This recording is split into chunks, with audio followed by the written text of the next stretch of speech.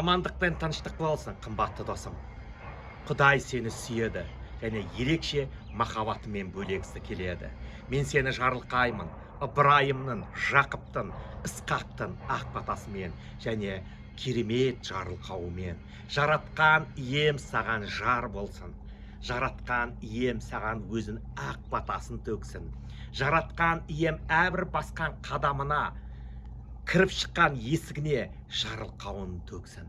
Жаратқан ием тапқан табысынды еселеп жарылқасын. Жаратқан ием ұл қызынды, немере шөбере келін әулеттерінді жарылқасын. Жаратқан ием тума туысқандарымды жарылқасын. Жаратқан ием әрбір ісіне береке берсін. Жаратқан ием әрқашанда отбасына той, думан, қуаныш көрсетсін.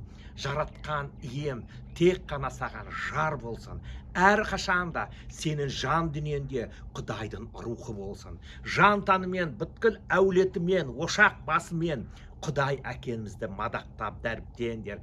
Жаратқан ием сенің әулетіңді, тума туыс, ет жақын бауырларыңды жұмақтың бағында кездестіруге нәсіп етсін. Құдайым сені жарылқасын. Жаратқан ием саған жер бетінде жұмақ бағын көрсетсін. Жаратқан ием сені әрқашанда қуантып, күш қуат берсін. Және жаратқан ием саған өміріңді ұзақ қылсын. Бай қуатты, ғұмырлы өмір берсін. Жаратқан ием саған ұл қызынмен, келін күйеу балдарымен немерелеріңді көруге нәсіп етіп, олардың қызығын көрсетсін. Исаның атымен жарылқаймын және саған сол ақ баталарды жаудырамын. Аумин.